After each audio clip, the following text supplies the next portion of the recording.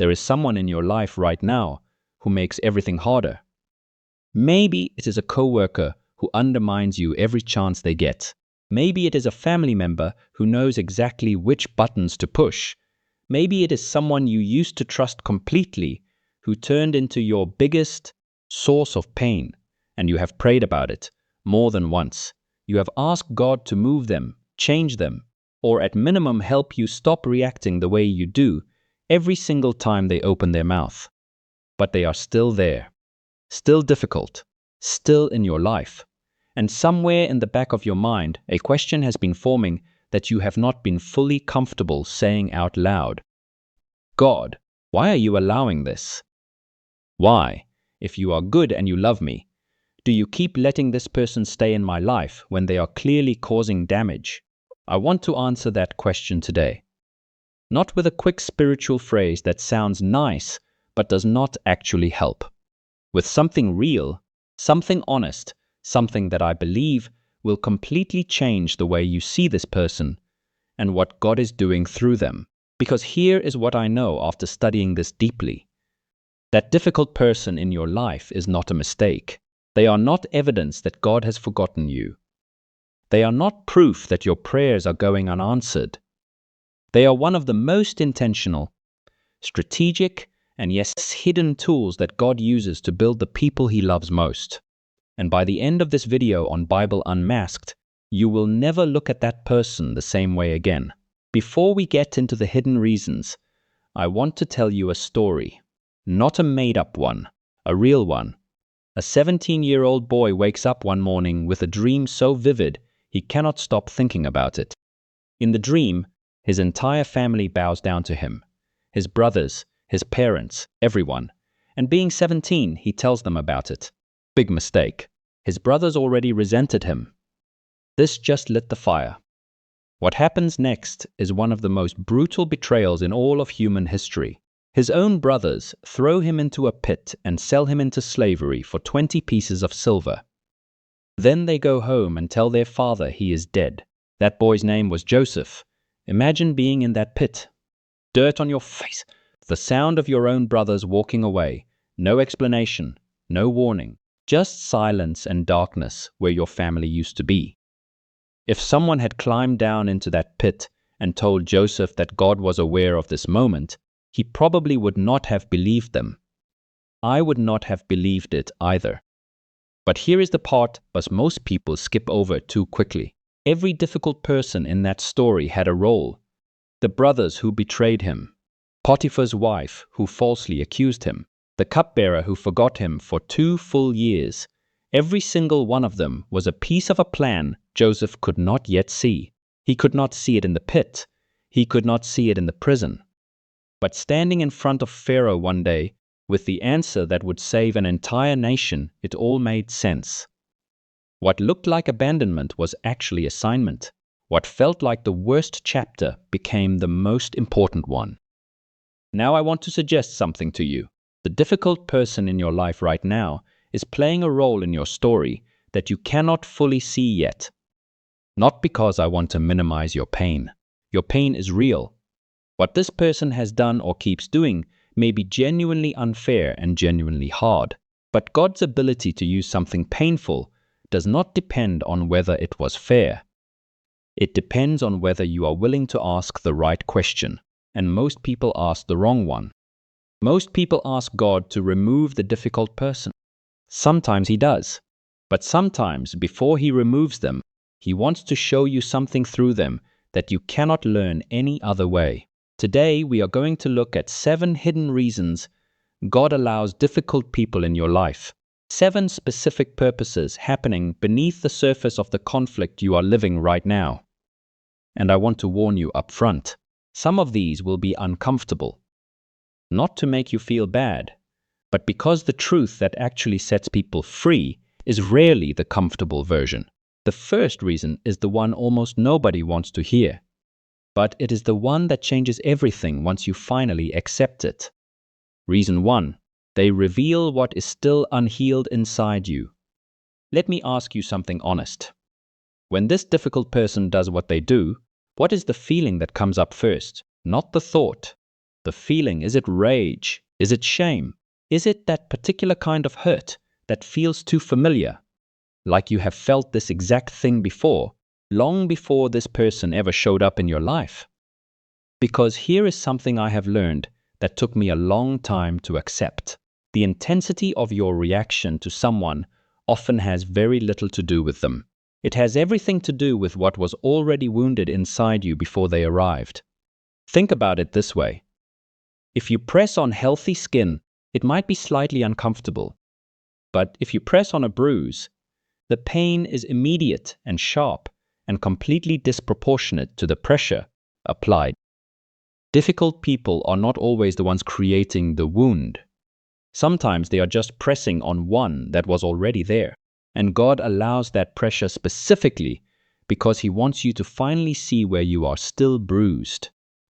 James 1:24 says this, and I want you to really hear it today. Consider it pure joy whenever you face trials of many kinds, because the testing of your faith produces perseverance. Now, I know that verse can feel almost offensive when you are in the middle of a painful situation. Pure joy, really. But James is not saying pretend the pain is not real. He is saying look at what the pain is producing. Perseverance, maturity, completeness, not lacking anything. That is not a small promise. That is God saying, I am using this exact pressure to build something in you that cannot be built any other way. So the question is not why is this person so difficult? The question is, what is my reaction to them showing me about myself? Let me give you a real example. Maybe every time this person criticizes you, even mildly, you completely shut down or come out swinging. That reaction is worth examining. Because healthy people can receive criticism without falling apart. If criticism lands like a grenade every single time, that is usually a sign that somewhere along the way, someone important made you feel like your worth was entirely tied to your performance. And that wound has been running quietly in the background ever since. Or maybe every time this person ignores you or pulls away, you immediately go into panic mode. You over-explain, you over-apologize, you do whatever it takes to restore the connection, even when you were not the one who broke it. That pattern did not start with this person. It started somewhere earlier, and God is using this person to surface it because He knows that what stays hidden cannot be healed. Psalm 139, 23-24 is one of the most vulnerable prayers in all of Scripture. Search me, God, and know my heart. Test me and know my anxious thoughts. See if there is any offensive way in me, and lead me in the way everlasting. David is not asking God to fix the difficult people around him. He is asking God to search him, to go into the uncomfortable corners and show him what is actually there. That is the posture God is inviting you into through this difficult relationship. Not defensiveness, not blame, just honesty. And here is the thing about honesty with God. It is the beginning of every real breakthrough. Because once you can see the wound clearly, God can actually heal it. And once He heals it, that difficult person loses most of their power over you. Not because they changed, because you did. Here is your practical step for this reason. The next time this person triggers a strong reaction in you, pause before you respond, just a few seconds, and ask yourself one honest question. Have I felt this exact feeling before? And if so, when did it start? Write down whatever comes up, because the answer to that question is not about them at all. It is the beginning of your healing. Now, the second reason builds on this one in a way that I think is going to shift your entire perspective on what you are going through right now. Because it is not just about healing what is broken in you. It is about building something in you that God specifically needs for what comes next. And the way He builds it is going to surprise you. Reason 2, they are training you for your next level. I want you to think about the most capable people you know, not the most talented, not the most gifted, the most capable. The ones who can handle pressure without falling apart, who stay steady when everything around them is chaos, who have a kind of quiet strength that you cannot fake and cannot manufacture in comfortable circumstances. How do you think they got that way? It was not a seminar. It was not a book. It was years of being in situations that were harder than they felt equipped for, and choosing to stay faithful anyway. Difficulty builds what comfort never can. And God knows exactly what He is building in you right now. Romans 5:3-4 lays it out with almost uncomfortable clarity. We also glory in our sufferings, because we know that suffering produces perseverance, perseverance produces character, and character produces hope. Notice the sequence. Suffering does not produce hope directly. It produces perseverance first. Perseverance produces character, and character is what finally produces hope that does not disappoint. That is not a shortcut process. That is a construction process. And difficult people are some of God's most effective construction tools.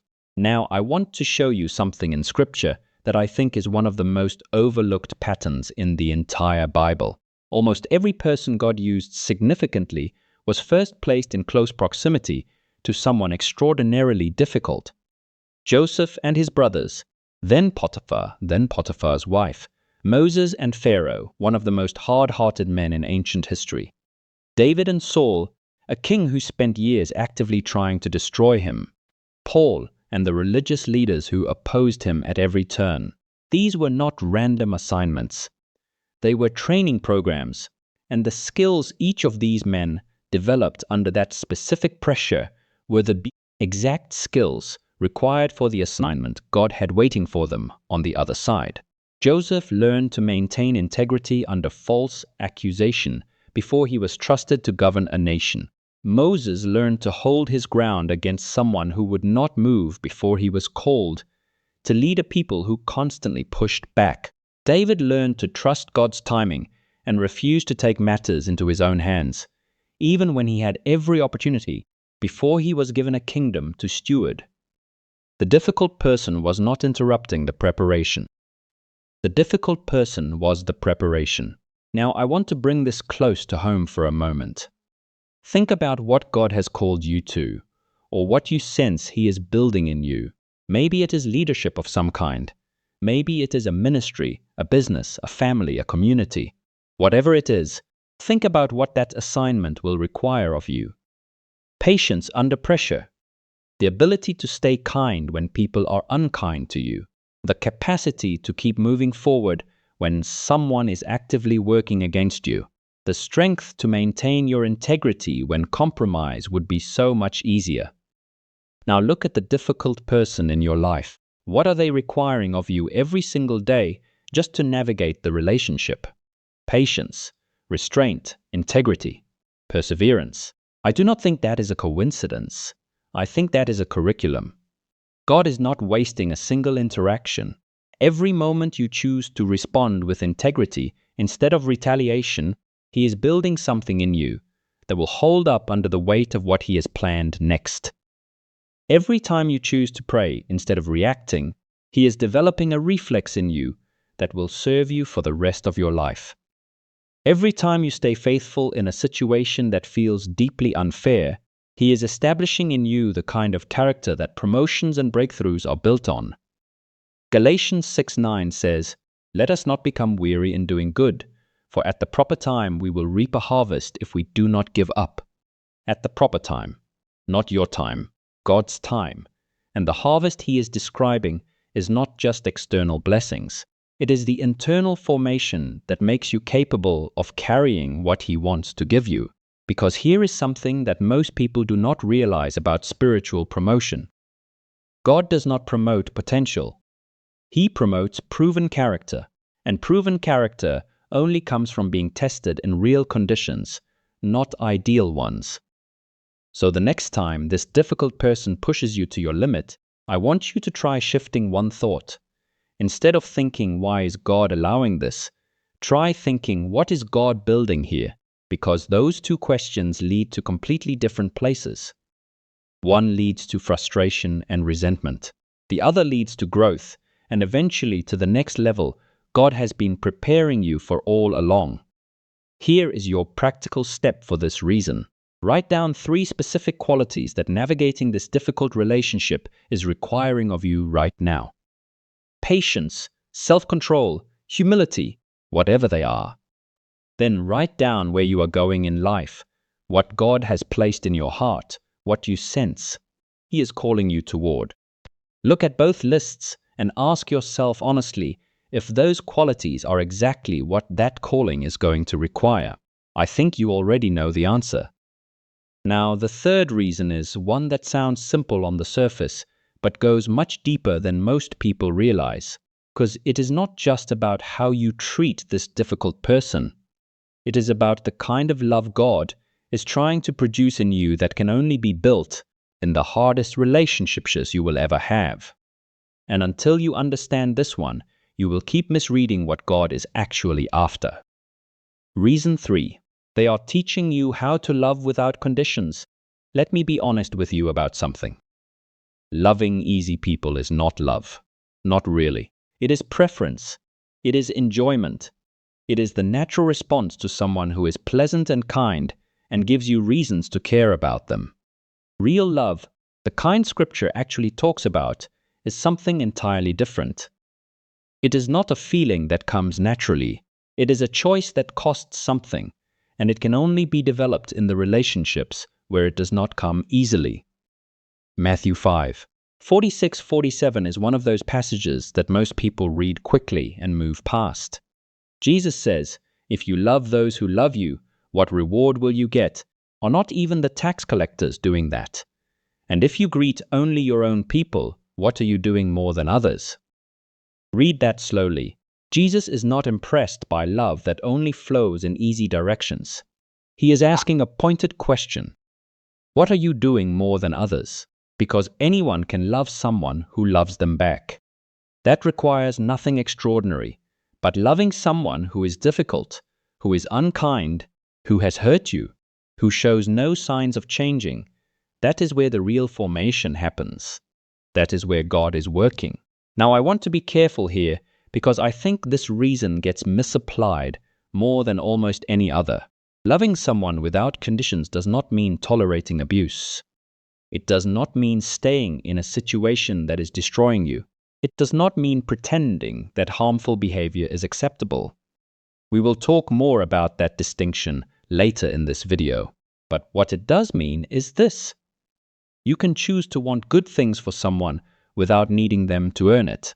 You can choose to pray for someone without needing an apology first. You can choose to release bitterness, not because they deserve it, but because you deserve to be free from it. That is unconditional love in its most practical form, and it is one of the hardest things a human being can do. Jesus makes it even more direct in Matthew 5:44. "But I tell you, love your enemies and pray for those who persecute you." Not tolerate your enemies, not manage your enemies from a safe distance.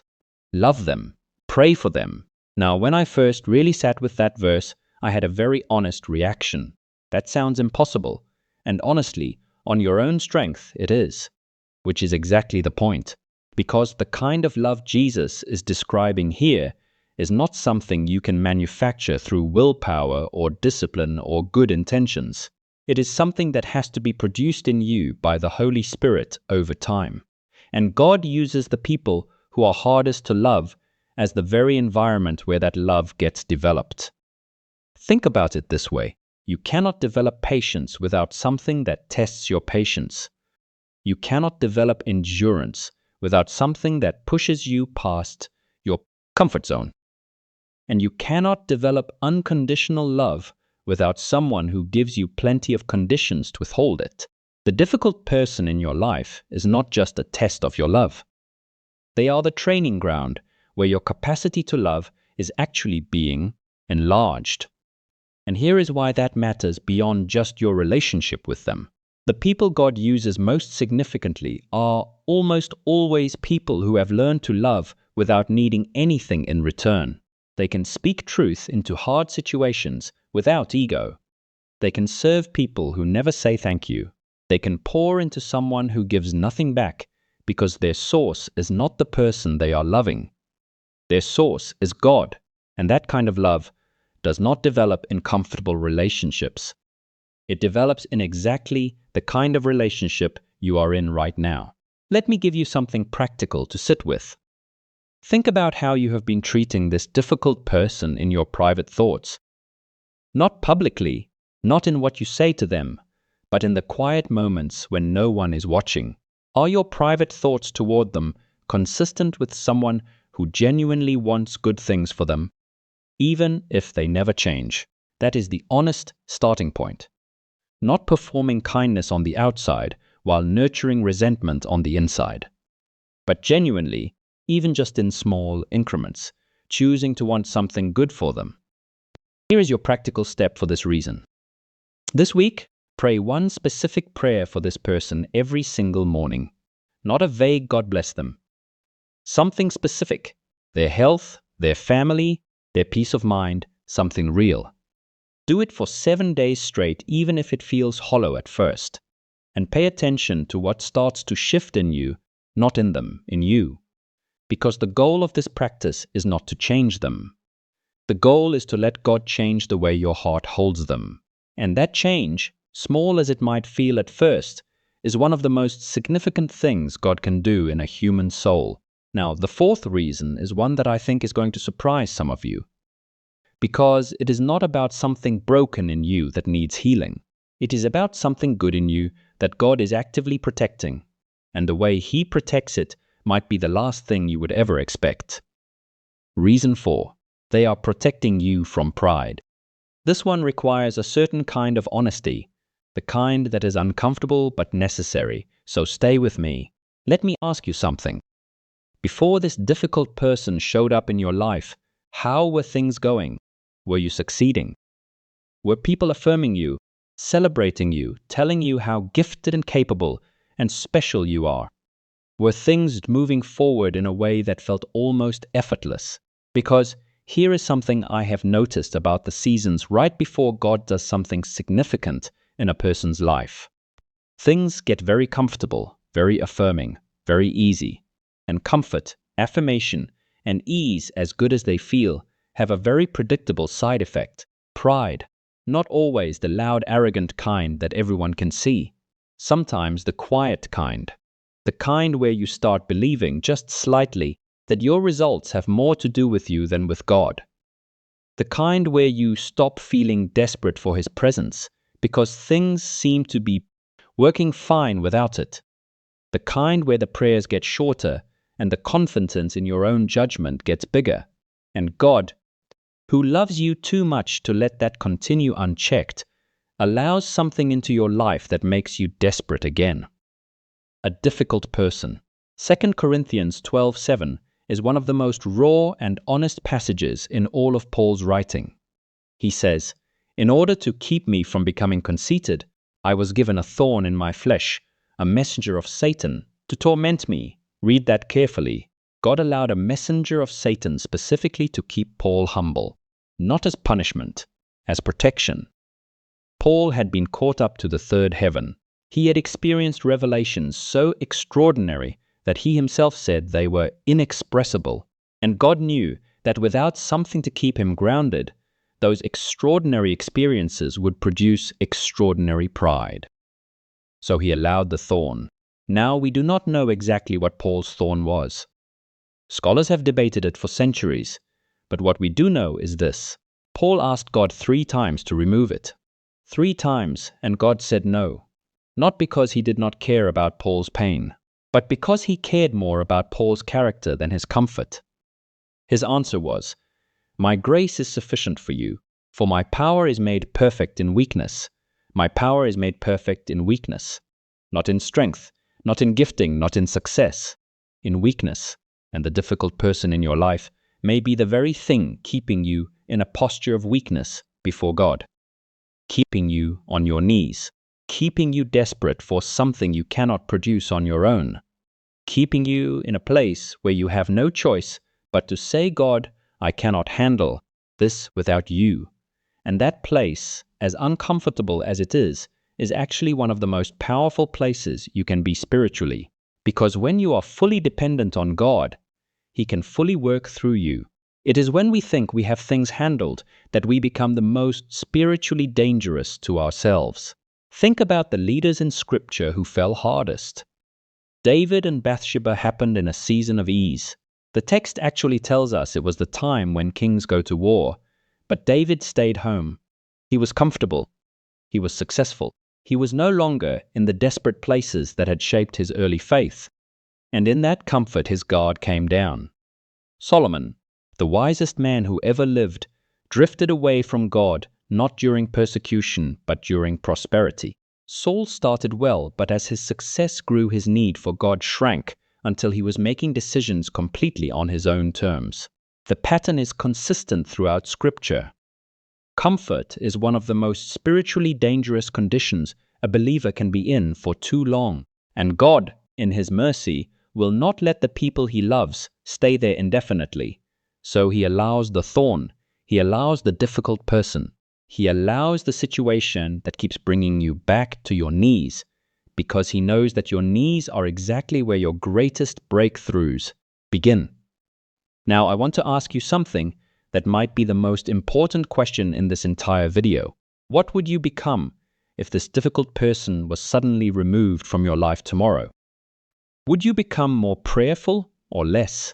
Would you become more dependent on God or more self-reliant?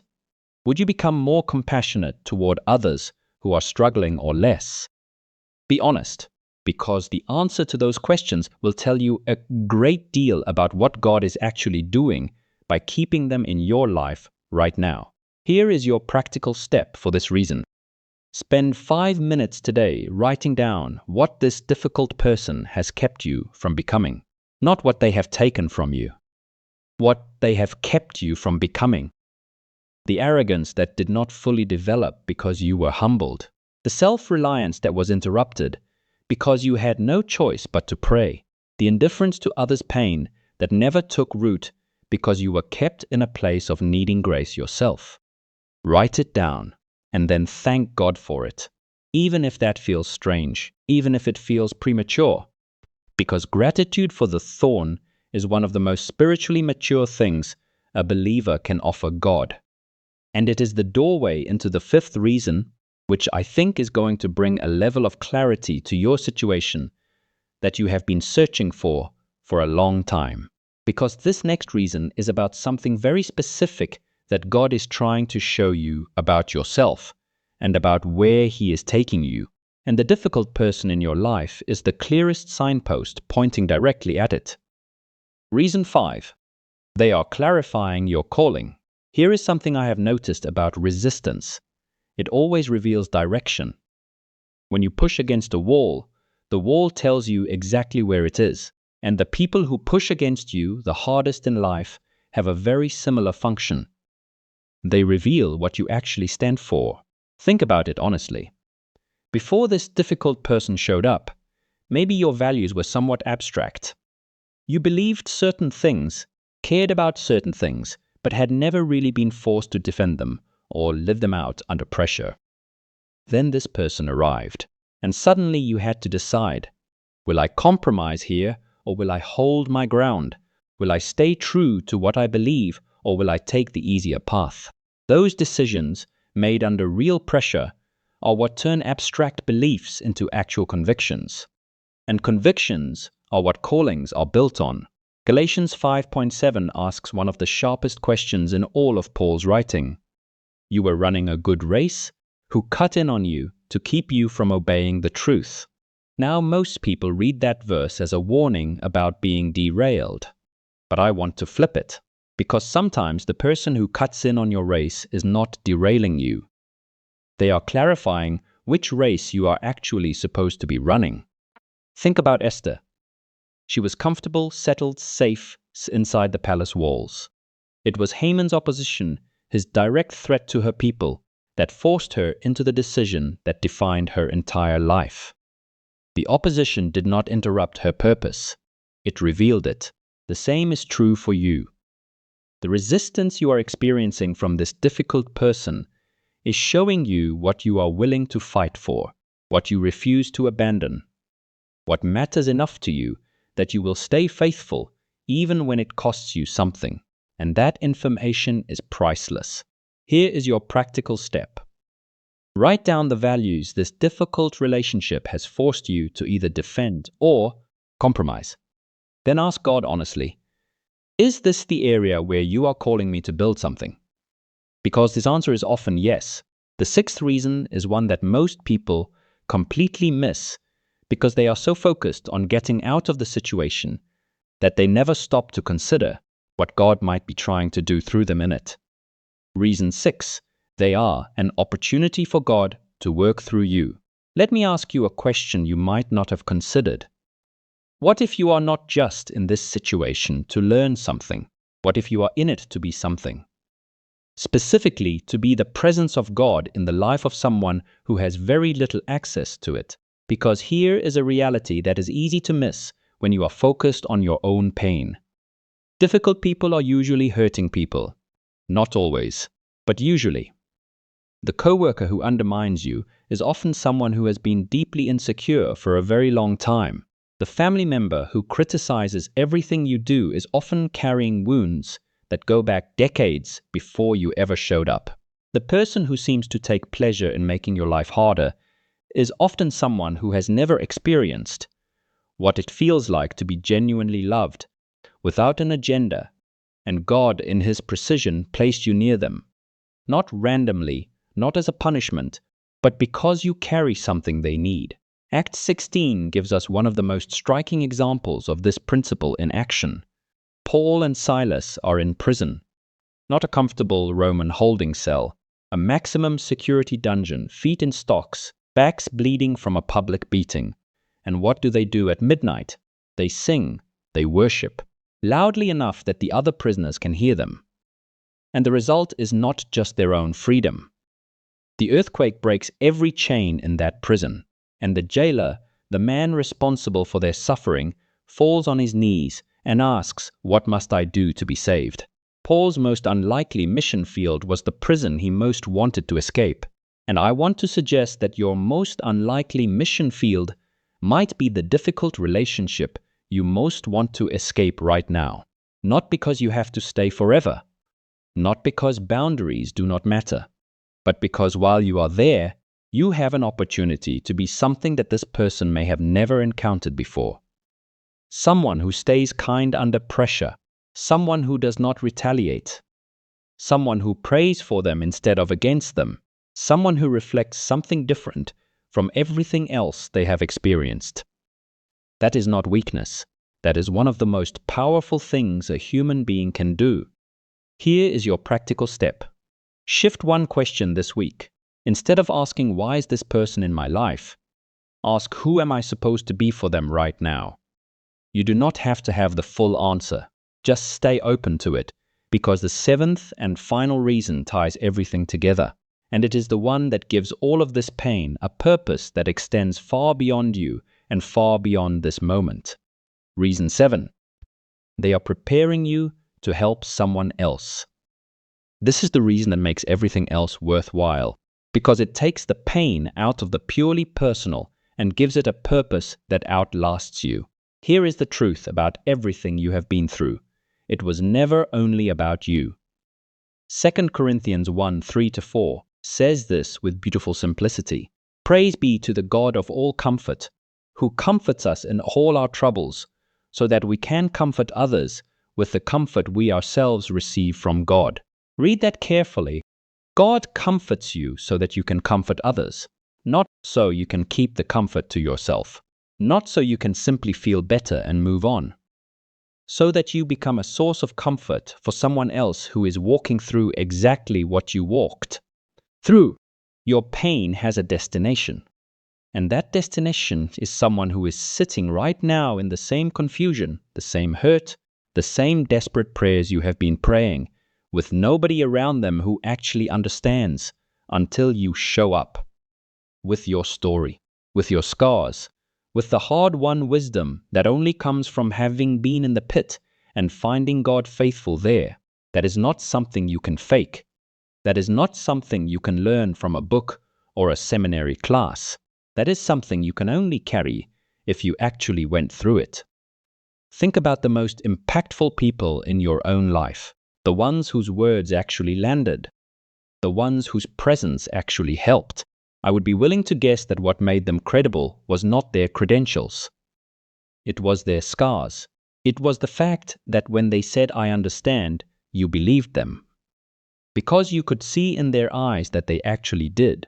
God is building that in you right now.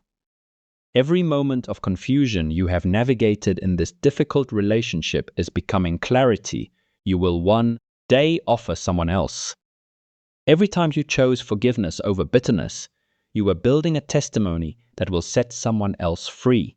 Every prayer you prayed in exhaustion, every moment you stayed faithful when walking away would have been easier, it is all being stored. None of it is being wasted. Here is your practical step. Think of one person in your life right now who is struggling with a difficult relationship, someone who is confused, hurting, or ready to give up. Reach out to them this week, not with advice, just with presence, just with "I see you and I understand more than you know." Because that simple act of showing up with your story is exactly what God has been preparing you for all along. Now, before we get to the conclusion, there is one more thing we need to address honestly, because everything we have covered today is true. But there is a question underneath all of it that needs a real answer. And it is the question most people are actually asking when they talk about difficult people in their lives. How do I know the difference between a difficult person God is using and a destructive person God is removing? That distinction matters enormously, and we are going to talk about it right now. Everything we have covered today is true. God uses difficult people. He builds through them, reveals through them, and works through them in ways we cannot always see in the moment. But I would be doing you a disservice if I left you with only that. Because there is a real and important distinction that needs to be made. Not every difficult person in your life is there for your formation. Some of them are there for your departure. And knowing the difference is not always easy, but it is necessary. So let me give you 3 honest markers to help you discern which situation you are actually in. The first marker is fruit. Galatians 5:22-23 describes the fruit of the Spirit as love, joy, peace, patience, kindness, goodness, faithfulness, gentleness, and self-control. Ask yourself honestly, does time with this person consistently produce more of that fruit in you or consistently destroy it? A difficult person God is using will stretch you, but ultimately produce growth.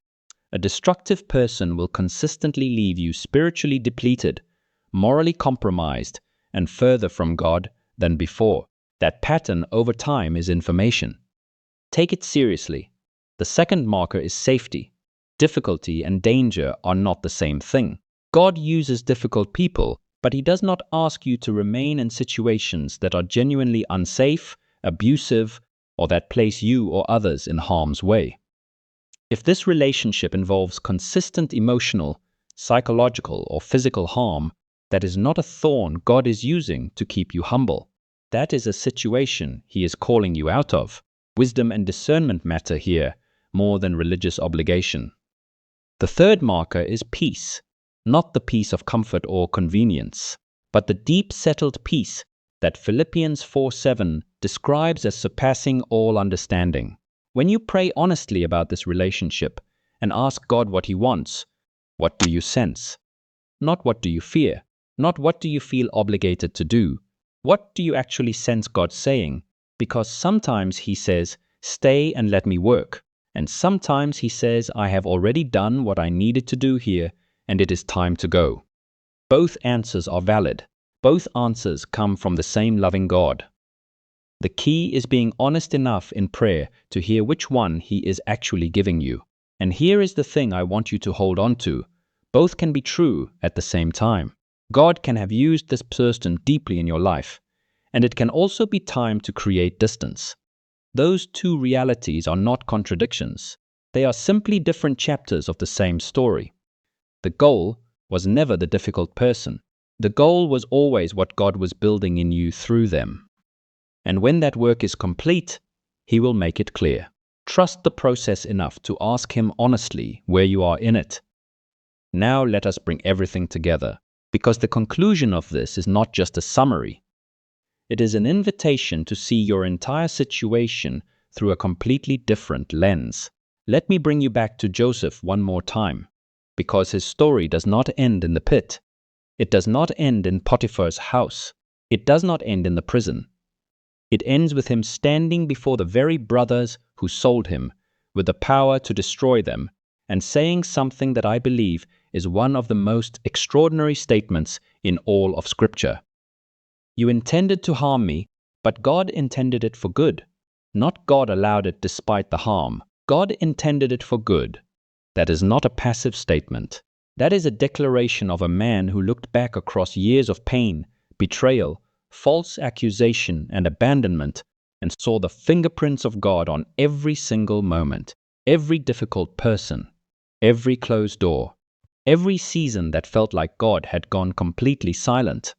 All of it intentional, all of it purposeful, all of it working towards something Joseph could not have imagined from the bottom of that pit. And I want to suggest to you today that your story has the same author. The same God who was working in Joseph's story is working in yours, with the same precision, the same intentionality, the same refusal to waste a single moment of your pain. So let me ask you one final question. What if you stopped asking God to remove the difficult person and started asking Him what He is building through them? Not because the pain is not real. It is real. Not because what they have done is acceptable. It may not be. But because the question you ask shapes the posture you take, and the posture you take determines what you are able to receive. Ask for removal, and you spend your energy waiting for circumstances to change. Ask for revelation, and you start growing regardless of whether the circumstances change at all. That is the shift God is inviting you into today. Romans 8:28 does not say, God works some things together for good. It says all things.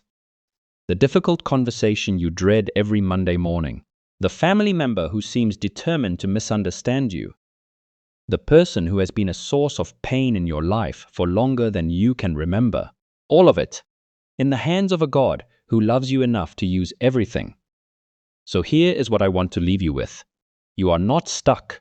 You are not forgotten. You are not in a situation that God has overlooked or that has somehow slipped past His attention. You are in a process, a specific, intentional, deeply personal process that God designed with your destiny in mind. And the difficult person you have been praying about is not the obstacle to that destiny. They are part of the path to it. Trust the process. Trust the builder. And trust that the God who started this work in you is more than capable of finishing it. If this video spoke to something real in your life today, I want to hear from you in the comments. Tell me which of the 7 reasons hit closest to home, not because I am collecting data, but because your story might be the exact thing someone else needs to read today to find the courage to keep going. And if you know someone who is in a difficult relationship right now and struggling to make sense of it, share this video with them. Sometimes the most loving thing you can do is put the right perspective in front of someone at the right moment. This is Bible Unmasked, real faith for real life. No performance, no pretending, just truth. Subscribe and come back because we're just getting started. Until next time, trust the process. God is not finished with your story yet.